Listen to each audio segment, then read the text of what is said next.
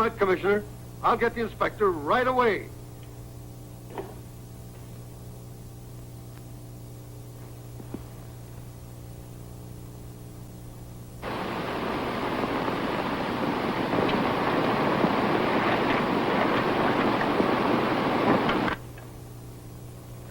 Hello. Yes, Commissioner. What's that? Edgar Rice, eh? Yes. Who killed him? Mona Tree, eh? Yes, you mean Folly's girl he's been playing around with, eh? Sure, I know her. Yeah, I know. Yeah, well, you can trust me now, Commissioner. You know me. Yeah? Now, there isn't a chance in the world for any reporter to get a hold of it. All right. Yeah, I'm on my way there right now.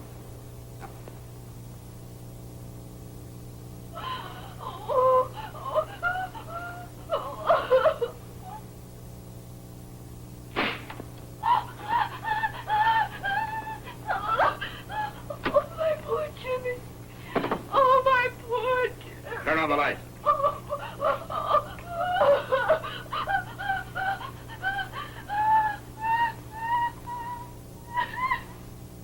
My poor Jimmy. Oh, my poor Jimmy.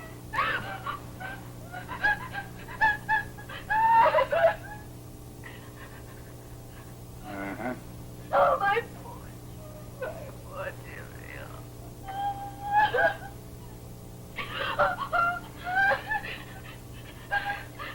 Now, why did you kill him? Oh, poor Jimmy. Come on, give it to me. Why did you kill him? My poor. Come on, get up here. Stand up. Stand up. I warn you that anything you say will be used against you. What'd you kill him for? Come on. What did you kill him for? What'd you kill him for? All right, young woman, I arrest you for the murder of Edgar Rice. They'll take her downtown.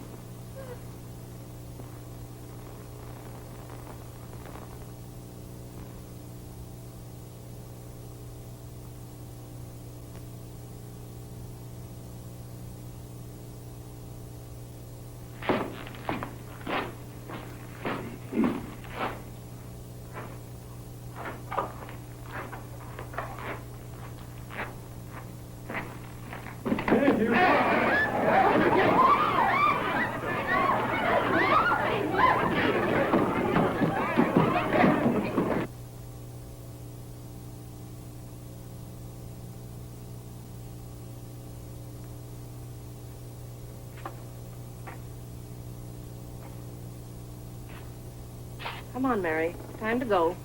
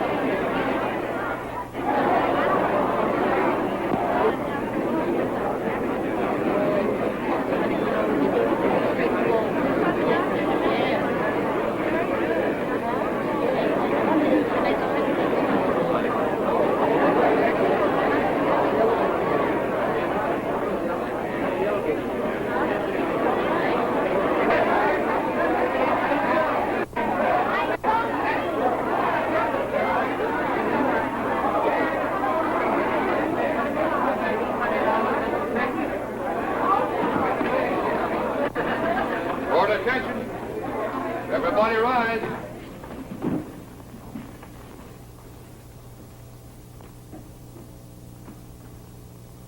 Hear ye, business draw near, give attention and ye shall be heard.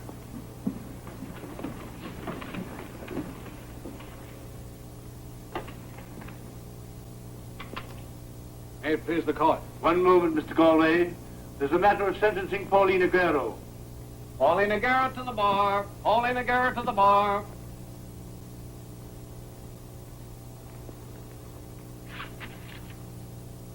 Paulina Guerrero, you have been convicted of killing your lover.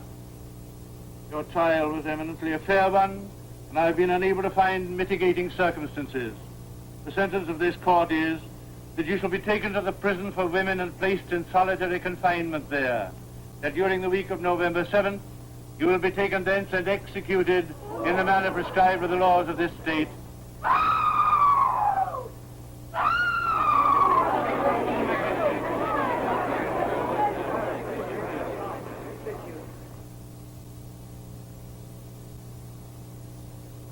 And now the Dugan case. May it please the court. Gentlemen of the jury, in the matter of the people against Mary Dugan, I have used that phrase, the people against Harry K. Thor, the people against Nan Patterson, and now the people against Mary Dugan. I have used and heard that phrase so often that I've almost forgotten its meaning. But gentlemen, it has a very deep one. The people of this state, and of course of all other states, have become organized.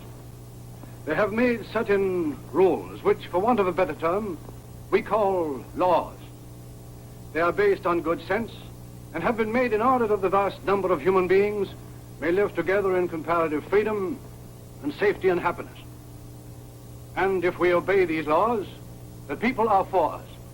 But if we disobey them, then, gentlemen, the people are against us. For the greater part of the defendant's life, the people have been for her. They have guarded her and educated her. They have protected her health. They have watched over her hours of labor and even gone so far, gentlemen, as to guarantee her adequate payment for that labor. But now the people of this state are against this girl. 15 million people have turned upon her crying, "You have killed!"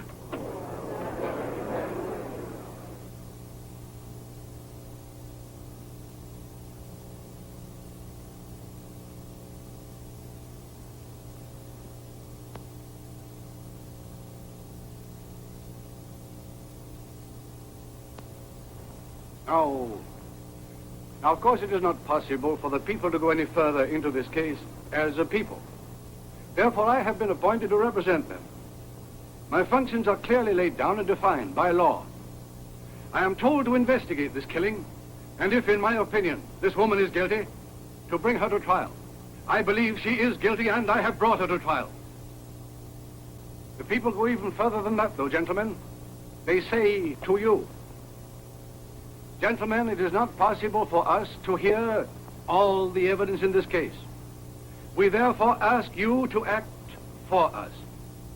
You are to determine whether this woman is innocent or whether she is guilty. Edgar Rice, president of the National Securities Company, a multimillionaire, was found dead in the apartment of Mary Dugan, known professionally as Mona Tree, on the morning of April the 19th. He had been stabbed in the back. Unknown to his wife and his friends, this man, this great financier, known throughout the country for his charities, had been leading a secret and ignoble life for which he has paid a terrible penalty. This woman, Mary Dugan, what can I tell you about her? Known to almost everyone in the city as Mona Tree, she has for many seasons been a prominent member of the Follies Company, where her beauty and her charm made her universally popular. She it was who encouraged this man in his sin.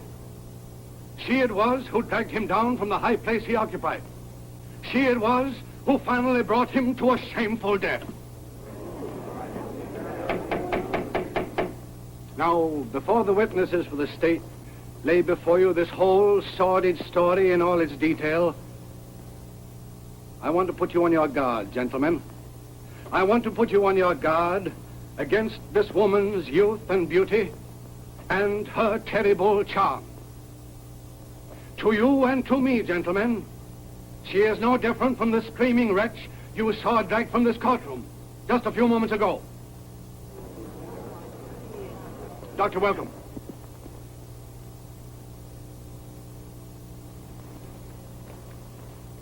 Some sweat tell to the whole truth, not the truth, have a guard. I do. I didn't get that. I said I'd tell the truth. Your name? James Welcome. You are the medical examiner of the city? Yes? And have been for how long? 30 years. I was formerly the coroner's physician. In the course of that time, how many autopsies have you performed? Well, I can't tell you accurately. I think about 10,000. Now, in your duties, you were told to perform an autopsy on one Edgar Rice, were you not? Yes? What was the cause of his death? An incised wound which penetrated the heart. The man could not have died of shock or disease or any other cause? He could, but he didn't. He died from a knife wound in the heart.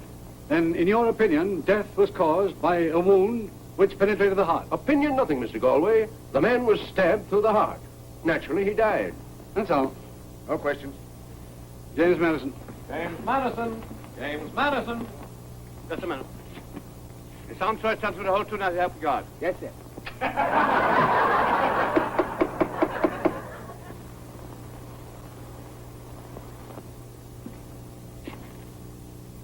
James, Yes, sir. your hat.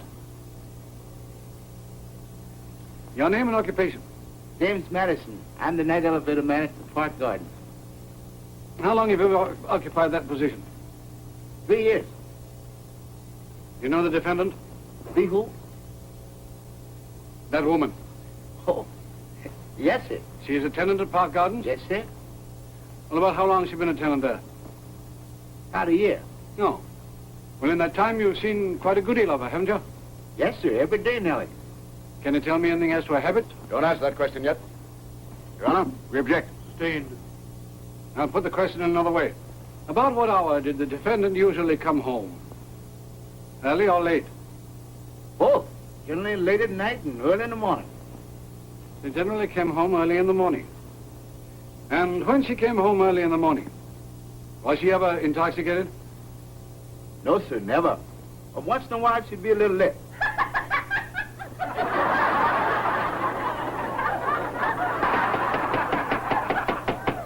This disorder must stop. This is a court of justice in which a woman is on trial for her life. If there's any further disturbance, the courtroom will be cleared and remain cleared the duration of this trial. Did she have many callers? Well, not what I'd call callers. Just one gentleman. Who was he? That's the gentleman she killed. Strike that out. You mustn't say what you think, only what you know. And of course you don't know that she killed this man, do you? Your Honor, I ask that the witness be instructed to answer that question, yes or no. The witness will answer that question, yes or no. What do you all want to know? You don't know that she killed this man, do you? No. You say that Edgar Rice was a constant visitor. I didn't know that his name was Rice. Well, we always called him Mr. Tree. Did the defendant ever say that Mr. Tree was her husband? All that lady ever said to me in a year was, "Good evening, James." Did the man you knew as Mr. Tree always come in with the defendant? No, sir, sometimes alone. Oh. Well, what would he say when he stepped into your elevator? Just good evening, James. Not all? Yes, sir. I don't think either one of them were very good chatters. Do you remember the night of April the 18th? Yes, sir. Never can forget that night. Why? Well, that's the night the lady killed the gentleman. Object. On second thought, Your Honor, I will withdraw that objection. I'm only too anxious and eager to do anything I can that will bring this trial to a conclusion which my client will welcome most eagerly, as any innocent woman would do. The jury will disregard counsel's reasons for withdrawing his objection. On the night in question, then, did this man known to you as Mr. Tree come to that apartment house? And if so, at what hour?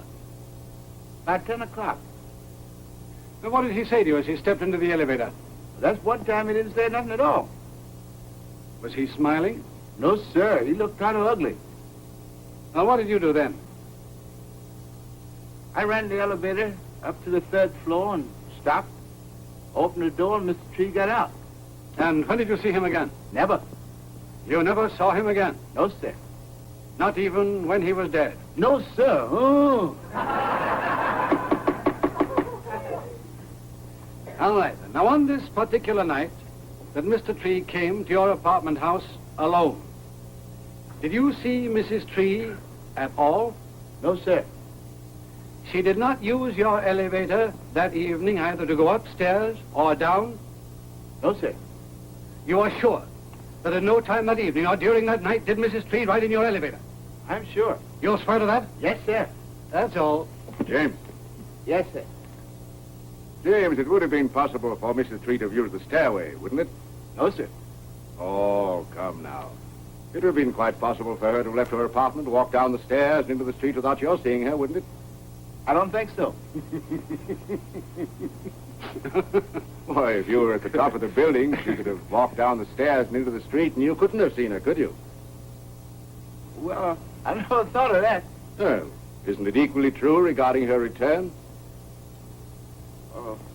Let me understand you good. You mean that she went out, came back into the building, and went upstairs, and me not see her? Exactly. Well, she could have. Well, then you can't swear that she didn't do this. No, sir. That's all. No, wait a minute, sit down. Was the defendant in the habit of using the stairway? Your Honor, we object to the witness testifying as to what the defendant's habits were in this regard. Sustained. In all the time you have been employed in the department house, did you ever see the defendant use the stairway? No, sir. But she could have used the stairway, couldn't she? Yes, sir. But you never saw her use the stairway? No, sir, I never did. That's all. No more questions. Inspector Hunt.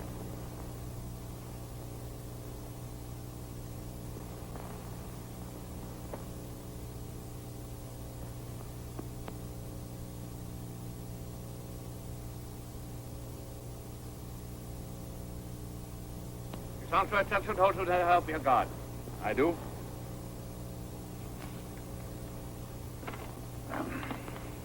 Inspector, what is your position in the police department? Well, I'm the inspector in charge of the Homicide Bureau. And as head of that bureau, what are your duties? Solving murder cases. Now, in the course of your duties, you were called upon to investigate the death of one Edgar Rice, were you not? I was. What did you find when you got to the apartment? Well, there were 3 people there. The policeman, the Dugan woman, and Mr. Rice. Mr. Rice was lying on the floor near the center of the room. He was dead. Well, what did you do then? Well, I photographed everything. Before you touched anything in the room? Yes, sir. You did this personally? Well, I always do that when I can. Nothing gets by my camera. And this is what you saw when you first went into the room? Yes, sir. And the knife was lying there, just where it is there now? Nothing was touched, Mr. Galway. That photograph shows the scene exactly as it was. Offered in evidence? No objection. Admitted in evidence. You took this photograph also? Yes, sir. And are these bloodstains? Yes, sir. Did the defendant make any protest at being photographed? No, sir. She just sat there, hysterical, crying and sobbing to herself. Offered in evidence? No objection. Admitted in evidence. After you'd taken these photographs, Inspector, what did you do next? Well, I picked up the knife, being careful, of course, not to touch the handle, and I placed it on the table. Later, I had it examined for fingerprints. What did you find? One moment, please. Inspector, did you develop these fingerprints yourself? No, sir. We object, Your Honor. Testimony incompetent. Sustained. Inspector, acting under your instructions, however, the fingerprints on the knife were developed and later were compared with the fingers of the right hand of the prisoner. Yes, sir. Did you find out to whom the knife belonged? Oh, yes. It belonged to the little lady. I see. Now, you said a moment ago, when you came into the room, you found her hysterical and crying and muttering to herself. Could you understand what she said? Yes, sir. What did she say? As she kept saying over and over again, "Oh, my poor Jimmy, my poor Jimmy." Did you understand to whom she was referring? No, sir. Did you ask her if it was her lover? Object. Objection overruled. I ask you again, Inspector, did you ask her if it was her lover? Naturally. Well, what did she say? Don't answer that question yet. Inspector, you warn the defendant that anything she might say could be used in evidence against her? Aye, sure, we always do that. Well, what did you say? Nothing? Well, now, what did you do next? Well, by that time we had a police matron there, and I sent the prisoner into the other room to bathe and dress. Bathe? Yes, to wash off the bloodstains. There were bloodstains on her body? Sure. Where were they? On her left breast, her thigh, and on both hands. On her left breast, her thigh, and both hands? Yeah.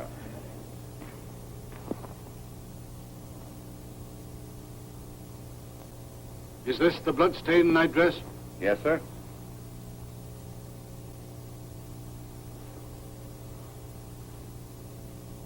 That's all.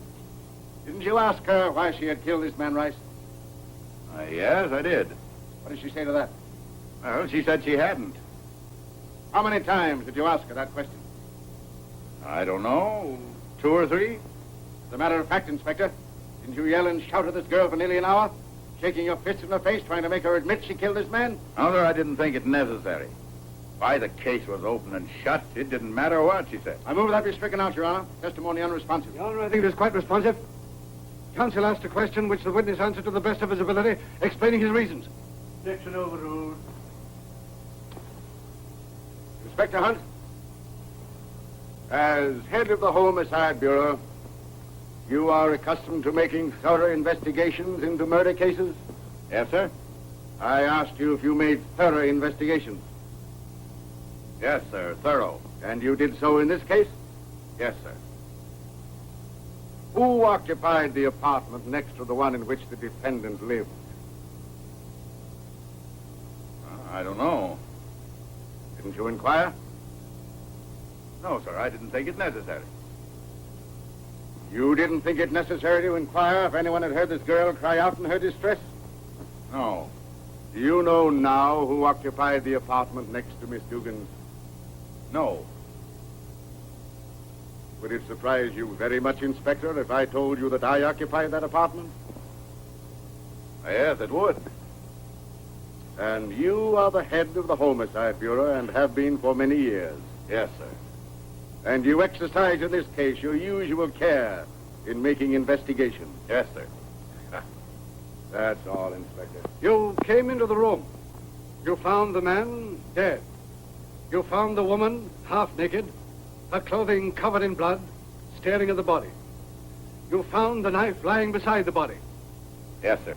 Did you find any evidence whatever to corroborate her claim of innocence? Nothing. And for reasons growing out of these inquiries, you made no further investigation.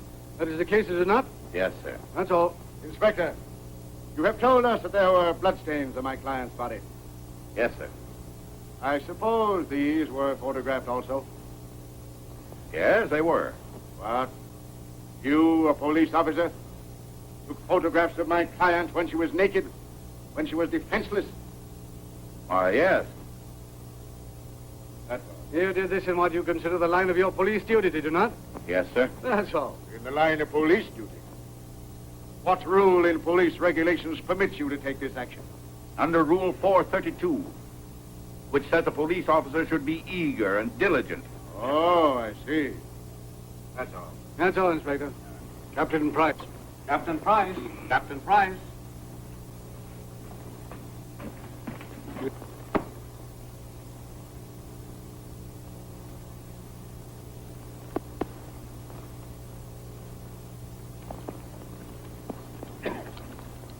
You are regarded as an authority on fingerprint identification. Yes, sir. How long have you been such an authority? 10 years. Your Honor, if it will expedite this trial at all, the defense is willing to admit that the witness is the foremost authority in this country on fingerprint identification. I fully appreciate counsel's courtesy, but I would prefer to conduct this prosecution in my own way. Captain, in all your experience, have you ever come across fingerprints of two different people that were identical? No, never. So that if you found fingerprints on a knife, for example, and subsequently discovered identical fingerprints on some person's hand, there would be no doubt whatever but that that person had handled the knife. No doubt at all, Mr. Galway. The fingerprint science is an exact science. If the fingerprints from a person's hand correspond to the fingerprints shown in any article, it is absolute proof that that hand has touched the article in question. There never can be any doubt about that. You recognize that weapon? Yes. Inspector Hunt gave it to me for examination. You found fingerprints on it? Yes, sir. What prints were they? The prints of 3 fingers of the right hand. The fingerprints on the knife and the fingerprints on the right hand of the defendant are identical? Yes. So there can be no possible question but that the defendant used that knife? None whatever. That's all.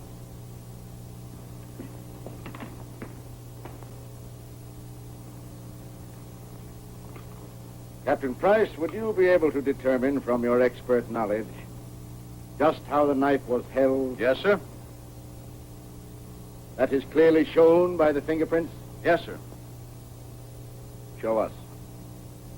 Like that. I see.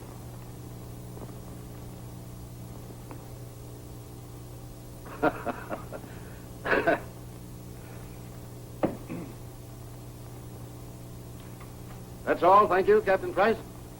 That's all, Captain. Dagmar Lawn. Dagmar Lorne. Dagmar Lorne. Coming. Oh, Mona, darling, isn't this terrible? And what a perfectly sweet hat you're wearing. Would you mind taking the stand?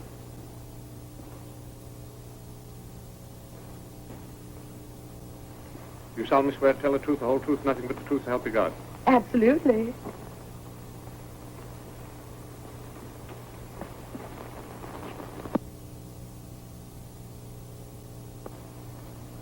I beg your pardon. Oh, I'm so sorry. Miss Lawn, you are an actress, and I understand have been for several seasons connected with the Follies. Yes, Mr. Goldwyn. You know the defendant? You mean Mona? Well, rather. You know her well? Oh, yes, we dressed together for several seasons. Oh, you two occupy the same dressing room. Oh, there were other girls there, too, of course, but Mona and I dressed at the same shelf. Shelf. Judge, he doesn't know about dressing rooms, don't you love it? I think perhaps, young woman, if you confine your remarks to the district attorney, it'd be better. Oh, I'm sorry. Miss Lawn, did you know Edgar Rice? Yes? What sort of a man was he? Right? He was a pudding.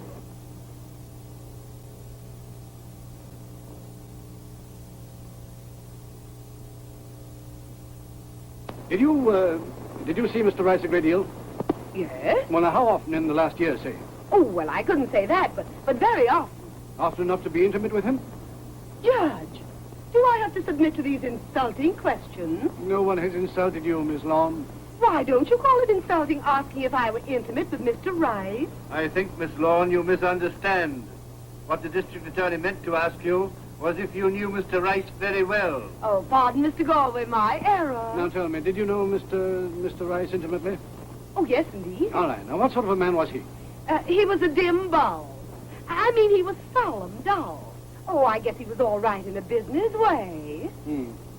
Now, when he was with the defendant, what was his attitude toward her? Dull. If you get what I mean. Oh, Mr. Rice spent a lot of money, but he told the same stories all the time. What I mean, Mr. Galway, is that Mr. Rice was a good entertainer, but not entertaining. I see. And you think he bored the girl he knew as Mona Tree? He thinks we love men like that, wouldn't it slay you? All right. And in the many times that you were in their company, now, what was their manner toward each other? They acted like ladies and gentlemen. Yes, of course. But did they ever quarrel? Mr. Galway, a girl doesn't quarrel with her heavy sugar. Heavy sugar? Well, wouldn't you call a man who gives us $1,000 a week rather heavy? Check. Objection overruled. Exception. You know of your own knowledge that Mr. Rice paid the defendant $1,000 a week? Why, yes, she showed me the check. And apart from that $1,000 a week, he gave her other presents, did he not? Oh, yes. What, for example? Well, jewelry, furs, and a roll. He gave her Rolls Royce? Gracious, Mr. Galway. You don't expect a girl to go to hell in a wheelbarrow, do you? In your moments of intimacy, did the defendant ever speak to you of having a lover? She had no lover. Mona is a decent, self-respecting girl. How can a girl so familiar with a married man be decent and self-respecting, Miss Lawn? By not cheating, Mr. Galway. I see. Who is Jimmy? I don't know.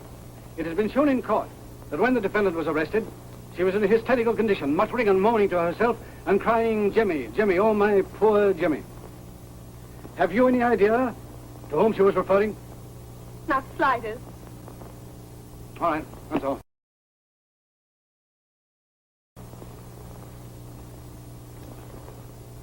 You have told us that you knew both Mr. Rice and Miss Tree intimately, and that they always acted toward each other as ladies and gentlemen. However, let's go a little further into that. Just what was her attitude toward him? Sweet. What do you mean by sweet? Well, she was gentle and kind. She was all... And she always seemed worried about his health. And how did he like that? He ate it up, of course. That's all. No further questions. Well, there's one question they haven't asked me. And what is that? Well, I just wanted to say that I think this charge against Mona is perfectly idiotic. That's all.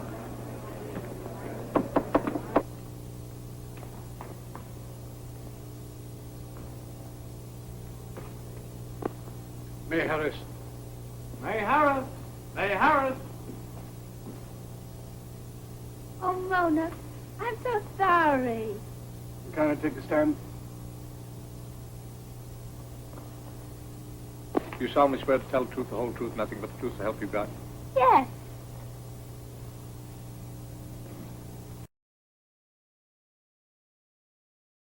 Your name is May Harris, and you are playing in the Follies. No, sir, the scandal. Oh, I beg your pardon. As I understand it, you are an intimate friend of the defendant, Yes. and as such, you knew Mr. Rice well. Only the friend of Mona. Do you recall an incident that occurred at the apartment of the defendant one evening at dinner? An affair about a letter?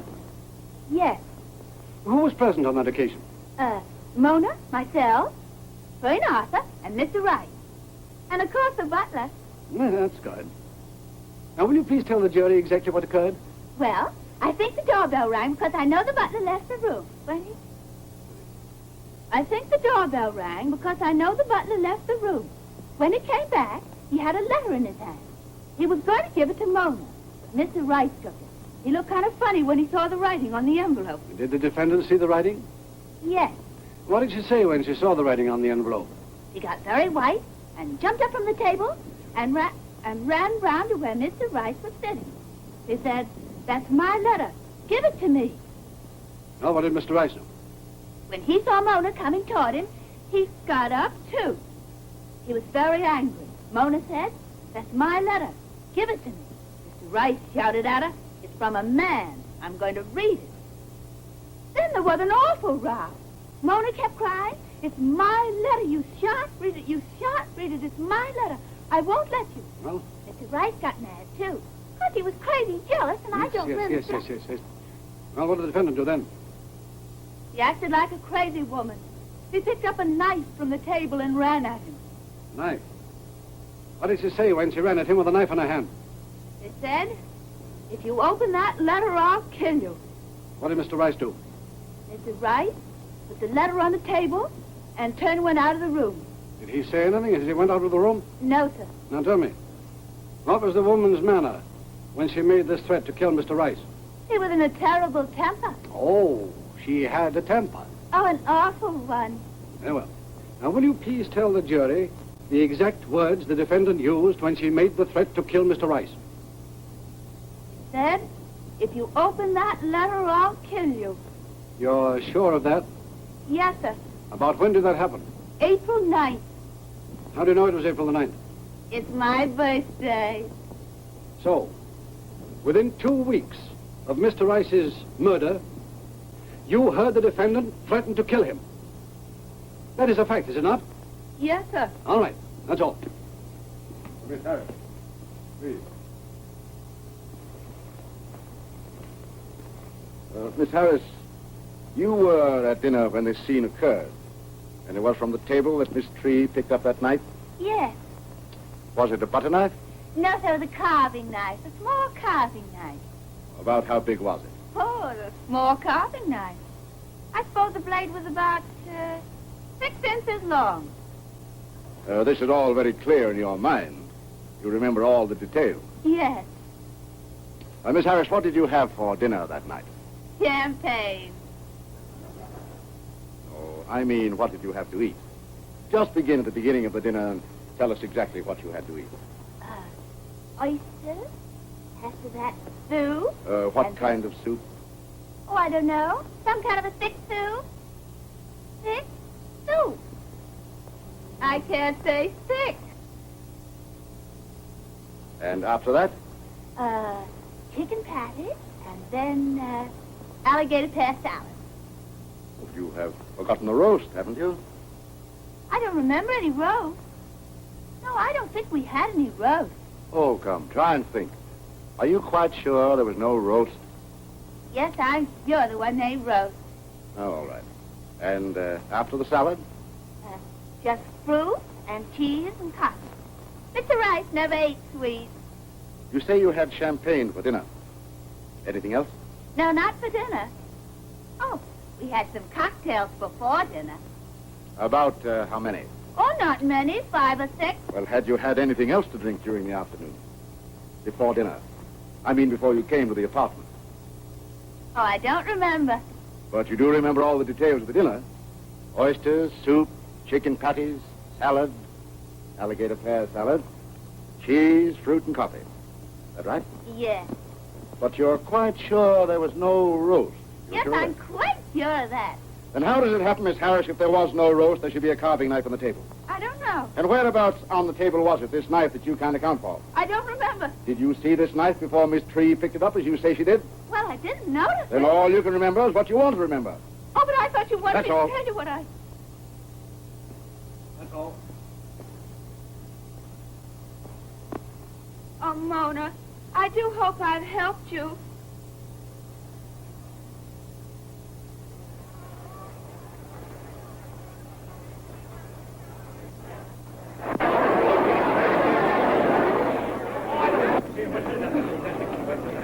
You can't get it. Mary! Oh, Mary, darling.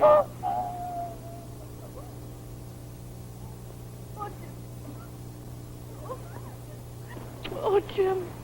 Jim. Oh. Oh. Oh, Jim. You mustn't stay here, Jim. Please go away. Of course I'll stay here, my dear. It's what I came for. May it please the court, I ask your permission to remain with the defendant. Oh, no, Jim. I tell him Please, to stay, Mary. why you won't. I'm the defendant's brother.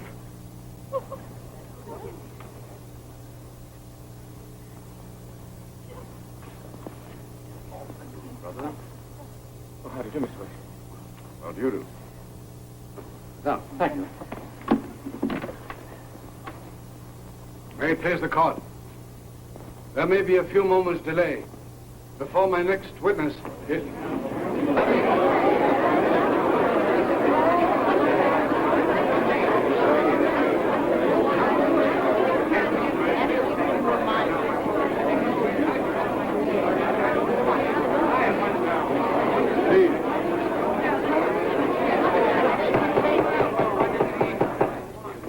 Do you solemnly swear to tell the truth, the whole truth, nothing but the truth, so help you God? I do.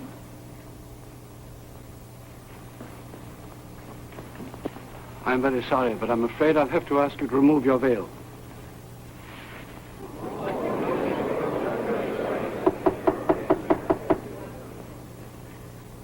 Your name? Gertrude Rice. You are the widow of Edgar Rice? Yes. How long have you been married to Mr. Rice? 14 years. Mrs. Rice, I'm terribly sorry, but I'm afraid I'll have to go into very intimate details of your married life. At the time of his death, were you living with your husband? No, sir. How long had you not been living with him?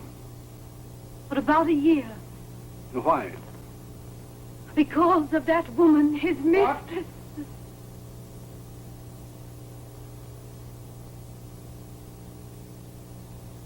But until that time, your married life had been happy and contented? Oh, yes. Now tell me, Mrs. Rice, how did you discover this thing? He'd been away from home a good deal. And then a friend told me. And what did you do when you discovered it? I locked the door between our rooms. What did your husband say when he found you done that? He asked me why, and I told him. Did he tell you he was in love with this woman? He said he didn't know what it was, that he couldn't keep away from her. Did you discuss the matter with your lawyers or any of your friends after that? No. My husband and I had talked it over, and I decided on account of my little girl not to do anything. Now, tell me, did you make any further effort to get your husband away from this woman? Not then. Did you ever? Yes. You remember exactly when it was you made your next effort to get him away from this woman? Yes, All right. It was the night he was killed. How did the matter happen to come up? Something my daughter said at dinner. She looked up at us both in the strangest way and said, "What's the matter? Don't you two love each other anymore?" What did your husband say to that? Why, we both laughed. Edgar got very white and said, "Why, yes, of course we do." Then he looked at me in the queerest way. Then, after dinner, he said he wanted to speak to me about something very important. Then we went up into my sitting room. And then, when we got up there, he asked me if I'd forgive him. And what did you say to him, Mrs. Rice? I asked him just what he meant by that. He took me in his arms and cried, and said he'd been a fool, and that I was the only woman he'd ever really loved, and that he wanted to come home. Well, what did you say then? I kissed him and told him he was home. And that happened on the night that he was killed? Yes. Did you know your husband was going to this house? Yes. He went there with your consent? God help me, I sent him. You sent him to that house? Why? Because I wanted the thing ended. I wanted him to go and tell her he didn't love her anymore. He promised he'd tell her that I was the only woman he'd ever really loved. So when he left you that night, you expected his early return and the beginning of a new and happy life together. Oh, yes. We all do, but I hardly think this is part of the opportunity. Your witness, Mr. West.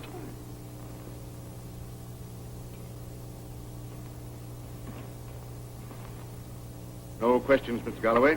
What? You're not going to cross-examine her?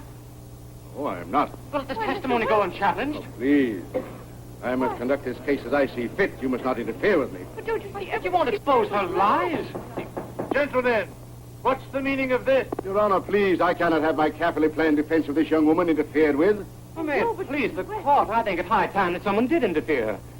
I regard the failure of counsel to cross-examine this witness as a most outrageous dereliction of duty. With all allowances, Your Honor, for the youth and very natural feelings of the defendant's brother, still I must insist upon conducting this case in my own way. I can only state again that I regard the failure of counsel to cross-examine... Your Honor, please. I cannot be interfered with by this boy. What do you mean you won't allow me to aid in the defense of my own sister? I mean, as long as I am acting as your sister's counsel, I shall conduct this case as I see fit. But my sister insists that you... Your Honor, we both feel this testimony's been too damaging. Your Honor, please. It is quite apparent that my client is being placed in jeopardy by the interference of this boy. And I must insist upon being permitted to proceed without further hindrance, or I shall withdraw from the case. Your Honor, I am an attorney at law, a member of the firm of Hayes, Black and Hayes of San Francisco. If there's any doubt of my statement, a telegram to San Francisco will establish the truth of it. I ask the court's permission to act for my sister in this case. Young woman, for your own guidance, the court desires to state that he believes the defense has been conducted most ably, and that he personally can see no justification in the contemplated change in counsel. It would be very wrong of the court not to warn the defendant and to remind her that she is on trial for her life, and the entrusting of her defense to a young, comparatively inexperienced attorney is a very grave thing to contemplate. With this warning in mind, do you still wish to make this change?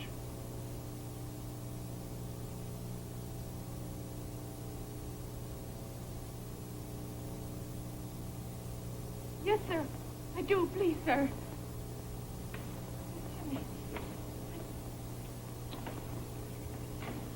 If the court will permit, it is quite apparent that I should withdraw from this case. But I would like to take this occasion to thank His Honor for the words of commendation which he's offered my efforts in the defendant's behalf. But may I request that the court's remarks be embodied in the records of this trial? They are so embodied, sir. I thank Your Honor.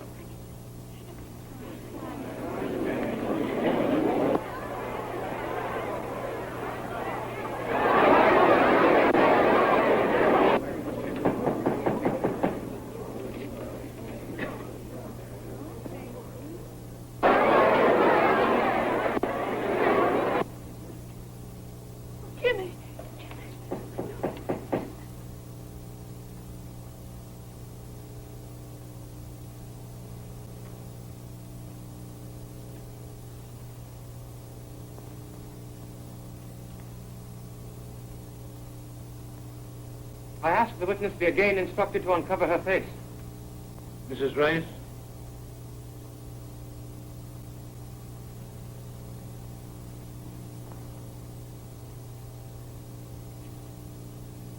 Oh, you seem ill, Mrs. Rice. Yes, I'm not well. Why, you seemed perfectly well until a few minutes ago. Oh, perhaps the air in this room, eh? I don't know. Oh, surely you couldn't be afraid of any questions I could ask you. It couldn't be that, surely. No, it's not that. Oh, that's right. I'm glad of that, because I'm quite harmless. You can see that, can't you? I beg your pardon. Perhaps you didn't hear my question. I don't know what you want me to say. Oh, the truth, dear lady. Always the truth. You do feel ill, then? Oh, yes. You seem perfectly well and strong when Mr. Galway was questioning you. Perhaps you can tell us all the exact moment you became ill. Oh, what's the use of all this, young man? Your Honor, please, I'm perfectly willing to make every allowance for this boy, but a cross-examination of this sort is childish. All right, all right. I'll get on with it. Mary, stand up. Now come here.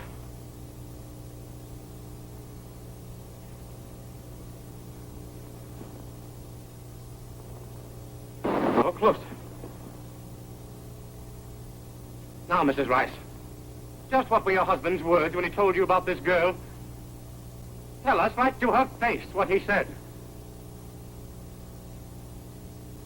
He said... Well?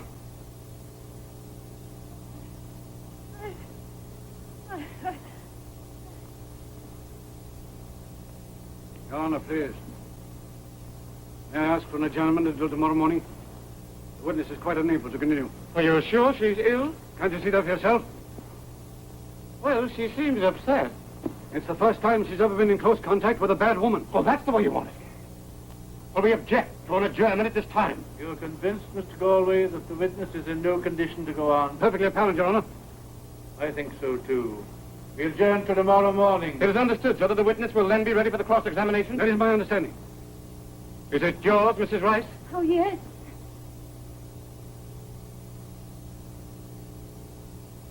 Court is now adjourned at 10 o'clock tomorrow morning. Everybody rise.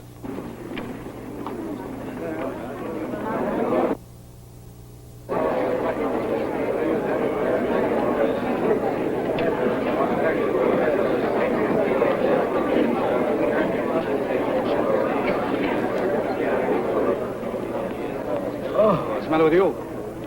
I was up all night reading the testimony to young Dugan. How do you like it? Not so much.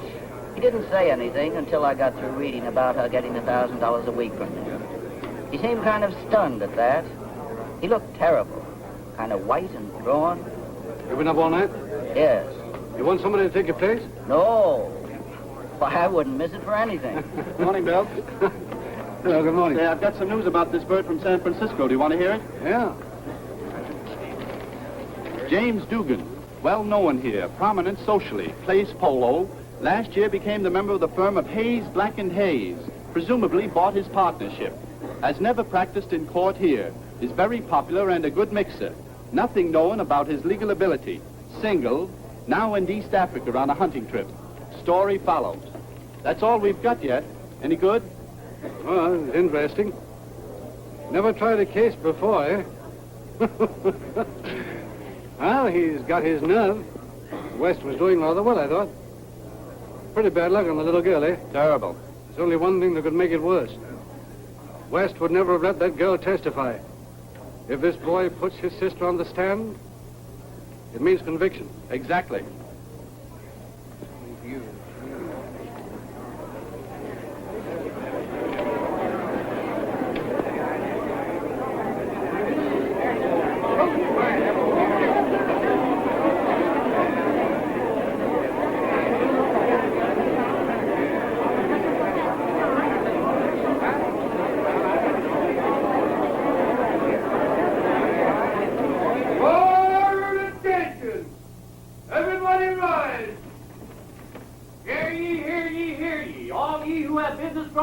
Give attention and ye shall be heard.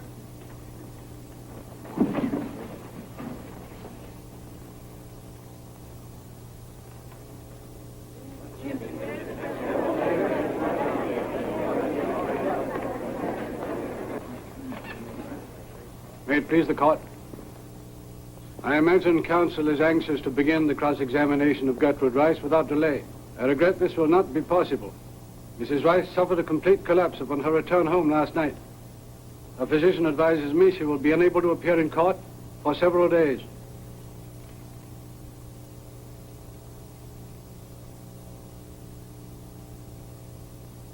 I am, of course, anxious to proceed with the cross-examination of Mrs. Rice, Your Honor, but... May it please the court. I was about to suggest that we proceed with the trial, postponing the cross-examination of Gertrude Rice until such time as she is able to appear. Oh, I can see no objection to that, provided I'm allowed to interpolate and cross-examine Mrs. Rice at any stage of the proceedings I see fit. That is exactly what I was about to suggest, Your Honor. It is so understood. Proceed, gentlemen.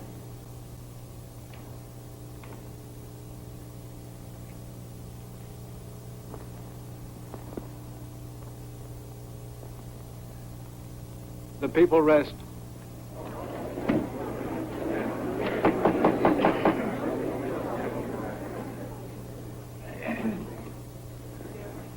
Move that case be dismissed for lack of evidence. Denied. Exception.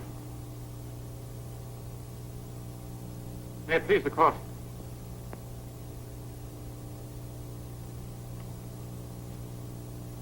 Gentlemen of the jury.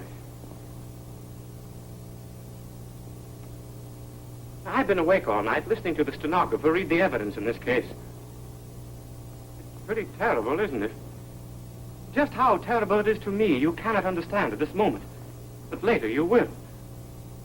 After I'd heard the appalling testimony against my sister, I talked with her. Well, she hasn't any idea who killed Edgar Rice. Neither have I. When questioned by the police, she was quite frank with them. She told them everything she could tell them. One thing she did keep a secret from them. The identity of this mysterious Jimmy about whom she spoke so often. This mysterious person who wrote to her so often and whose letters meant so much to her. I feel sure that the district attorney is terribly disappointed in finding that this mysterious Jimmy is only the girl's brother. So you see, it wasn't a lover after all that she cried over. Only a younger brother. And she will tell you herself why his letters meant so much to her. Why she cried over them. Well, I know that when I heard all the evidence, bit by bit, piled up so eloquently and so admirably by the district attorney, I felt there was no way out. What defense could I bring forward? My sister has no witnesses. I have no witness. I have only a certainty in my own heart that my sister did not do this terrible thing.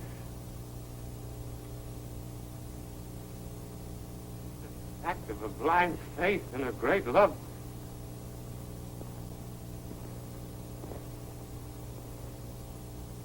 It isn't evidence, is it?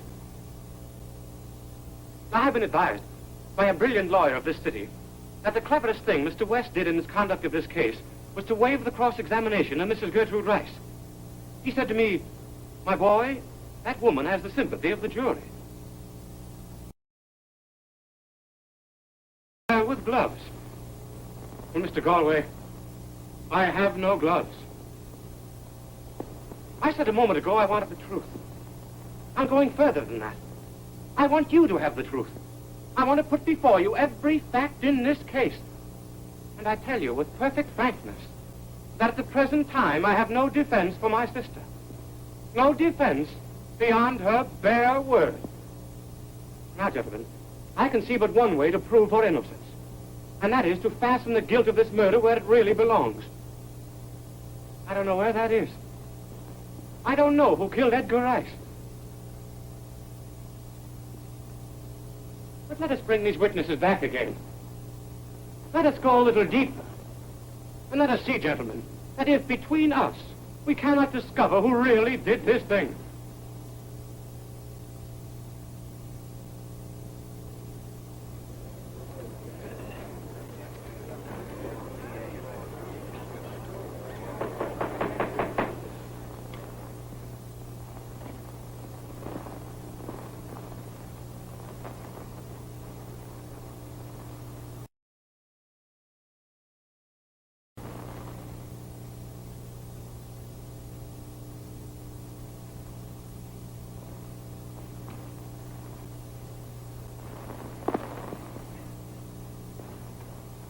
You solemnly swear to tell the truth, the whole truth, nothing but the truth, so help you God. I do.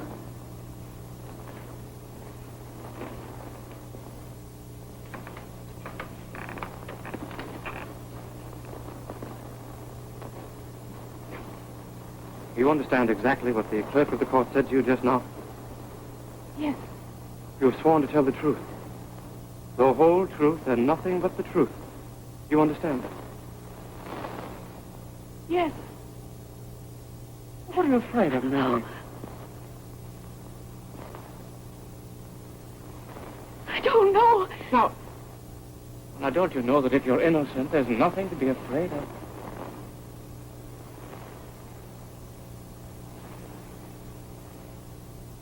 What is your real name? Mary Elizabeth Dugan. Where were you born? In a tenement in West 4th Street. You remember your father? Yes. He was a nice, kindly, indulgent father. He was a drunken brute. And your mother? I don't want to talk about my mother. She died when I was 14. So that at the age of 14 you were left without a father or mother? Yes. Have you any brothers or sisters? Why, Jim, you know I have a brother. And I am that brother. Why, how funny. Of course you are. So that at the age of 14 you were alone in the world, except for your brother. Yes. How old was he at that time? 8. Did you have any money? No money. What did you do with your brother? Well, I hid him so the Children's Society wouldn't get him. And what luck did you have with that? I didn't have any luck. They took him away from me. Well, this place they put your brother in, what was it like? It was terrible. Terrible. Why, weren't they kind to him? Oh, kind enough, but... Why, there were hundreds of them. Jim, you might as well have been in prison. Can't you remember? Well, you say I might as well have been in prison. And how did that affect you? Why, I wanted to get you out. And did you get me out? Not for 2 years. I'm very much interested in knowing how you got your brother out. So we'll skip 2 years and come down to that time. What were you doing then? I was working at a department store. How much did they pay you? $6 a week. And out of that $6 you paid your rent and for your clothes and for your food? Yes. Gee, kind of hard work, wasn't it? Kind of. And all this time, did you see your brother? Every Sunday. Well, how did you get there to the home to see him? I walked. And it was about this time, when you were getting $6 a week, that you got your brother away from the home. How did you do that, Mary? How did you do that? Somebody helped me. A man? Of course. Why? Why?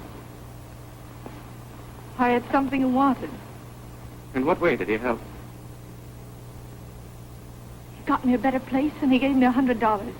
And what did you do with the $100? Well, I gave it to a lawyer to get you out. And what did you give him in exchange for that $100?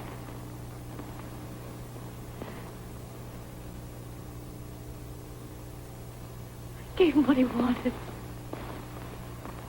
How old were you then?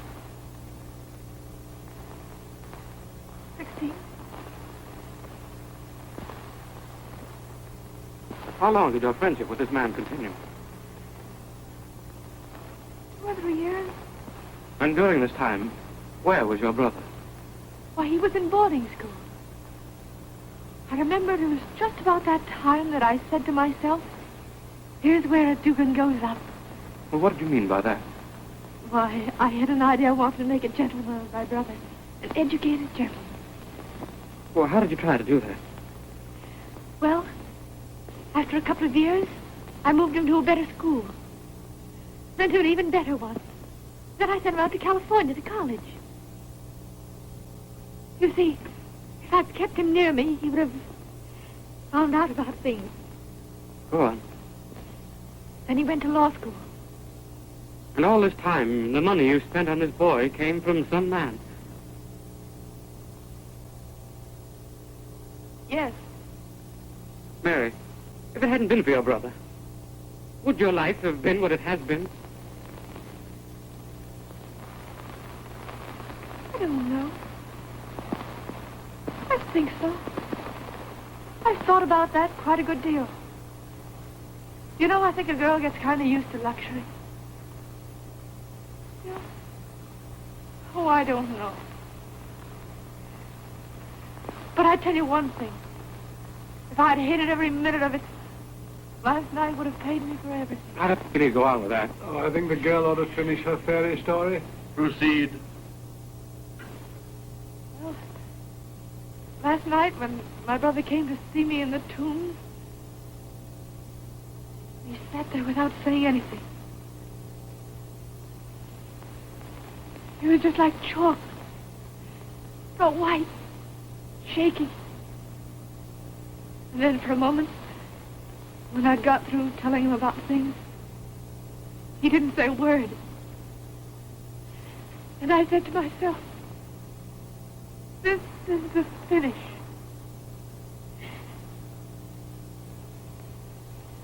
And then, what do you think he did? Got up, and he came over to me, and he kissed me. Oh, I've been kissed 1,000,000 times in my life, but I never had a kiss like that. And then he kind of gave me a little shake, and all he said was, well, kid, everything's Jake with me. Did I say anything else to you? He told me to tell the truth about everything. How long had you and Mr. Rice been... About 1 year. Before Mr. Rice? Before Mr. Rice, there were other men. Jim, aren't you going to leave your shred of reputation? Oh, I think I want to ask you these questions. If I don't, the district attorney will. You have nothing to conceal. I want it all. Before Mr. Rice, there were other men. Yes. How many? 4. And most of them men of means. Yes. So that from the time you were 16 years old, there was always some man in your life. Some man with money. And a good part of that money you spent on your brother. Yes, but he didn't know where it came from. Never mind that. You spent a good part of that money on your brother. Yes. And I am that brother. Were your relations with Mr. Rice happy? Why, happy enough. He was always good to me. Have you any idea how much a year he spent on you? I mean, in addition to your allowance. No. Mr. Rice never discussed money with me at all. At no time? Never. Well, didn't he talk with you about money when he first told you he loved you? No. How did it happen at that time? Well, I'd known Mr. Rice for some time. I remember it was one night after the theater, after the show. The stage doorkeeper sent in word that my car was waiting for me. I told him I hadn't ordered a taxi, and he said, I don't mean a taxi, Miss Tree. It's your own car. So I went out, and there was a Rolls Royce. It had my initials pinned on the panel of the door. I didn't ask where I was going. I got in, and I was driven to the park gardens. When I got there, the night clerk handed me a key to an apartment. I went up to it. When I went into the apartment, I found that while I was at the theater, all my things had been moved there. Everything. I didn't see anyone at first. But when I went into the dining room, supper was waiting. There was Mr. Rice. After the butler left the room, he looked at me with a kind of funny smile, and he said, "You like it, Mona?" What did you say to that? I said, "Yes." Mrs. Rice has testified that on the night of his death, her husband had gone to see you for the purpose of breaking off his relations with you. Did he say anything to you about that? No. When he came to see you, was his manner different in any way? Why, he was terrible, terrible. He made an awful scene. Had he been drinking? No, but he was yelling and shouting and making threats. What about? He'd found out his wife was untrue to him. What's that? What did you say? I say he'd found out his wife was untrue to him. He'd only just found it out that day. When he was raging about his wife, how did he do it? Why, he yelled at the top of his lungs. They kept on yelling, louder and louder. Could people living on the same floor have heard him? I don't see how they could have helped it. Object. What the prisoner thought is immaterial. Sustained. If the witness knows that anyone heard the noise, she must so state. But you feared he would be heard and tried to quiet him. Yes, but I couldn't for a long time, Jimmy. He kept shouting he was going to change his will. He said he was going to throw his wife out of the house. Did he name the man? No, he didn't, but he was terrible about his wife. Called her names, and he kept walking up and down the room and shouting. He said, "I'll change my will. Give me some paper, I'll do it now." Did he? No. I made him promise to wait until the morning when he could talk to his lawyer. I wanted him to think it over, you see. I didn't think it was fair. Object to material. Sustained. But he yelled very loudly he was going to do this, Yes. change his will. Yes. And because of something you said, he did not make a new will at that time. No, he put it off. Now go on and tell us the rest.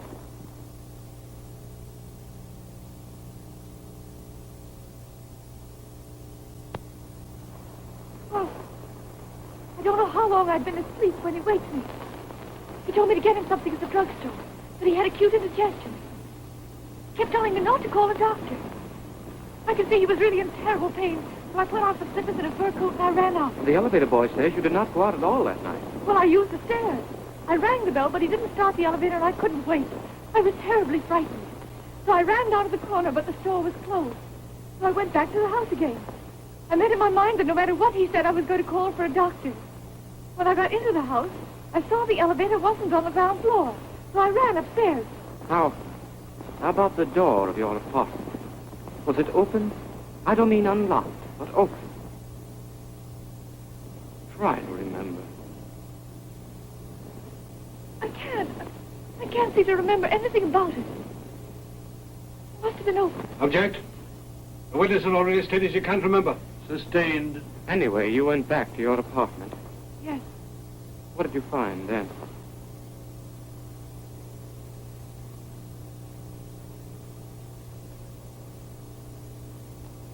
He's lying on the floor. On his face. With a knife sticking out of his back.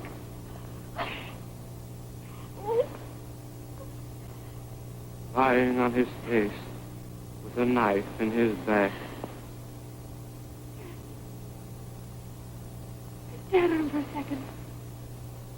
I didn't know what to think. Object. What the prisoner thought is immaterial. Sustained.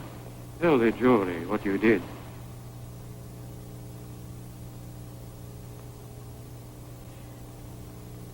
I pulled out the knife. What then?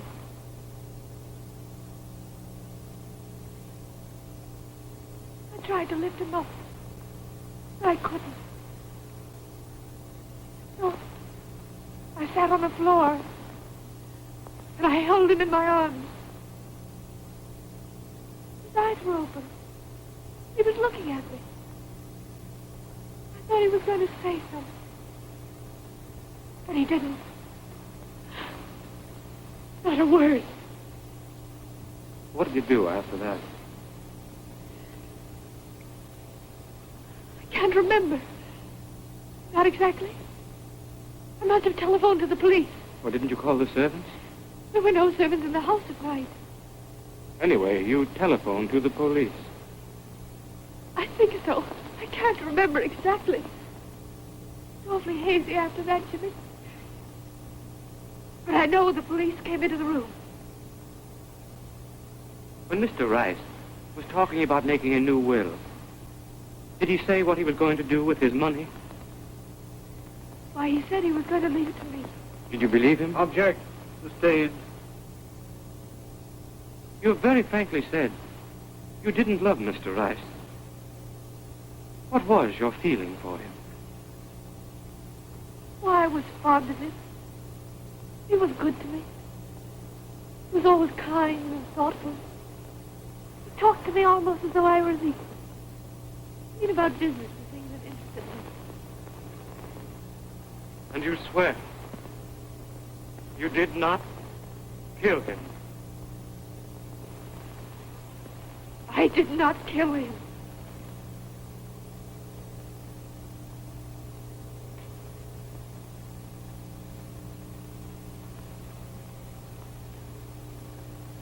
You're a witness.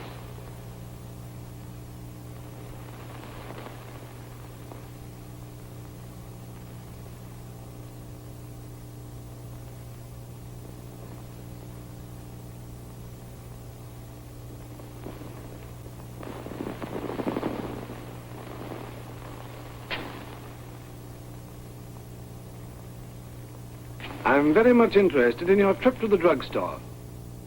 You say you ran all the way there. Yes, And when you got there, you found the store was closed. yes. Now, how did you know it was closed? Why, there weren't any lights there. Now, didn't you try the door? No, You looked through the window to see if there was anybody in the back of the store? no. You ring the night bell? I didn't see any night bell. Didn't you look for one?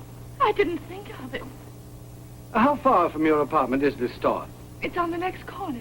You pass it every night on your way home, don't you? Yes. Ever drop in there and buy anything at that time of night? No. Why not? Why, it's never open then. Never open late at night. Oh, I don't remember. I see. You were so afraid that Mr. Rice was dying that you ran all the way to the drugstore for help. And you quite forgot to remember it was never open late at night. Oh, don't you see? I was so frightened. I didn't stop to think. Why were you frightened? I thought he was going to die. You thought he was going to die. You mean you thought he was going to die before he made that new will you were telling us about? Oh, no, I didn't. I tell you, he was terribly sick. I was afraid he might die. Then the thought of death was in your mind. I don't know what you mean. You say he said he wanted to make a new will, leaving you $5 or $6 million. That's what he said. And you wouldn't let him. Is that what you want us to believe? Well, I got him to put it off. I was afraid he was going to be sick. Had he ever had an attack of this sort before? I don't know. I don't remember. Then the first time you ever thought of his sudden death was when he began talking about a new will, wasn't it? Well, I've never seen him act like that before. He was terrible. But you are terrible. quite sure. You are quite sure that he wanted to make out a new will, leaving you $5 or $6 million, and you wouldn't let him. Well, I told him to wait, not to bother about it then. Well, but if you thought the man was dying, why didn't you let him make his new will? I wanted him to rest. I wanted to get him quiet. Oh, I see. It was more important to you to have him quiet than that he should make out a new will, leaving you $5 or $6 million, eh? Well, I was scared about him. I didn't think of the money at all. Yes, I know. You were so scared you ran all the way to the drugstore. Yes, you told us all about that. Did you see anyone on your way to the drugstore? No, sir. On your way coming back? No, sir. On coming down or going up the stairs? No, no one. All right. You came back to the apartment and you found Mr. Rice dead with a knife sticking in his back. Did you call for help right away? I ran to help him. And in order to help him, you pulled a knife out of his back. Was that the first thing you did? I think so. I don't remember. Well, when you found that he was dead. How long did you hold his dead body in your arms? How long did you hold his dead body in your arms? Oh, I don't know. You don't know. No. Well, anyway, after a while, you made up your mind that he was dead. You just screamed for help then. I don't know. I don't remember. Are there any other apartments on that floor? Yes. You run to any of them for help? I don't think so. I don't remember. I was terribly Well, frightened. but surely if you thought the man was dying or dead, your first impulse would be to run to someone for help, wouldn't it? Object. Witness says she can't remember. Sustained. All right. So that you did not run to any apartment for help. You did not scream for help. No one heard you scream. Then after a while, you make up your mind that Mr. Rice is dead and... How long did you hold that dead body in your arms? Oh, I don't know. You don't know.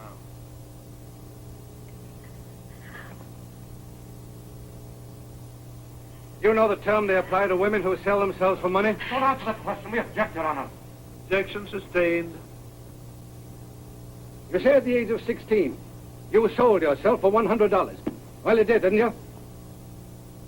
Yes. And you have from time to time made what the automobile dealers would term a resale. That's true, isn't it? We object. I think he can ask that question. Exception. The district attorney knows it's not a proper form of cross-examination. I'll put the question another way. You have from time to time been loved by other men. 4, I think you said. Are you quite sure of the number? So it wasn't 7 or 8 or... 4. Well, how did you meet these men? I don't remember. Pick any of them up on the street? We object. Witness declines to answer on the ground that her reply would tend to degrade and incriminate her. I fail to see, Your Honor, how any reply the defendant can make can degrade her more than she has already degraded herself. I think I have a right to know the means by which she plied her trade. We withdraw the objection. Well?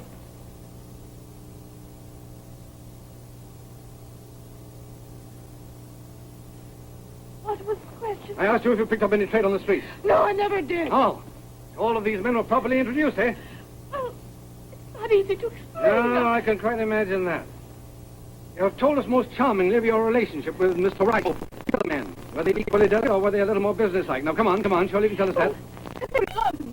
They wanted me to help things. Oh, I see now. That's all perfectly clear. They were in love with you. What did they give you?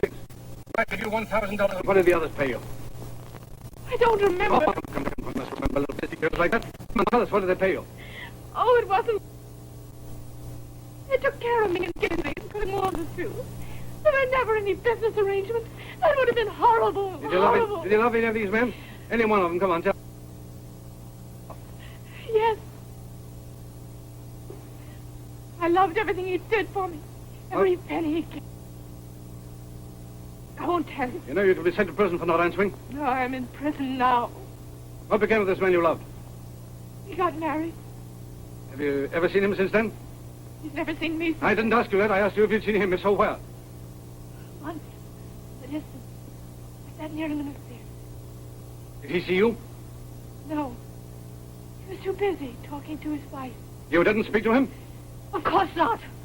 Are you still in love with this man? Oh, Your Honor, do I have to answer that question? What possible difference can it make to anyone but me? All right. I'll withdraw the question. But these 4 men made you an allowance. Or, if not that, gave you money from time to time. Didn't they? Yes. How much money? Quite a good deal. And part of that money you sent regularly to your brother. Yes, but he didn't know where it came from. You see, when he was a little fellow, I told him his grandfather had died in Ireland and left him some money. And you said that in no case was there any definite business arrangement between you and any of these 4 men. Why, when a man marries, he plans to support his wife. That's how it was with... Well, that's how it was. Do you mean to tell me that your relations with these men was anything like marriage? Well, yes, just about. Why, don't you know, young woman, that your unholy, indecent relationship with these men was nothing at all like marriage? Marriage is founded in love and respect. In your relations with these men, you say that they were in love with you. Did they think you were in love with them? Of course. And were you? Well, not exactly. Did you tell them that you were? Well, they thought I was. I want an answer to my question. Did you tell these men that you were in love with them? Answer the question, yes or no. Yes. When, as a matter of fact, you were not. Now, that's true, isn't it? I expect so. So that, in order to hold these men, you lied to them about your feelings. Well, don't you see, Answer my question. Did you or did you not lie to these men about your feelings? No. You have just told the court that from time to time you told these men that you were in love with them. Now, when you told them you were in love with them, weren't you lying? I wouldn't call that a lie. You wouldn't call it the truth, would you? No. No. I suppose not. As a matter of fact, your declarations of love for these men were just part of your trade. Why, it wasn't a trade, my God, it wasn't a trade. Of course it was a trade, and lying was a part of it.